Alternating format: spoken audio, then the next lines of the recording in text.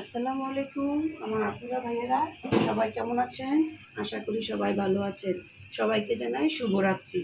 হঠাৎ করে আমার সাহেব আজকে রাতে 10টা বাজে এখন বলতেছে সে বিরিয়ানি খাবে। বলতেছে এমনও বৃষ্টির দিনে বিরিয়ানি না হলে খিচুড়ি না হলে চলেই।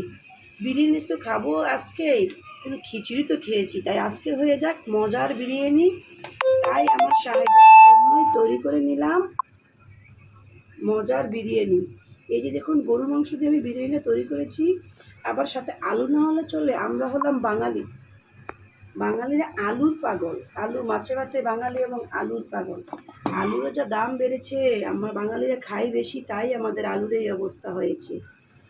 আমার এই বিরিয়ানিটা কেমন হয়েছে আমার সাহায্যের জন্য রান্না করলাম, কমেন্ট করে অবশ্যই জানিয়ে দিবেন। শুভরাত্রি, সবাইকে ধন্যবাদ। আমার পেজের সাথে থাকবেন সব সময়, আমরা আপনার সাথে থাকবো এই কামনায়। আল্লাহ হাফেজ।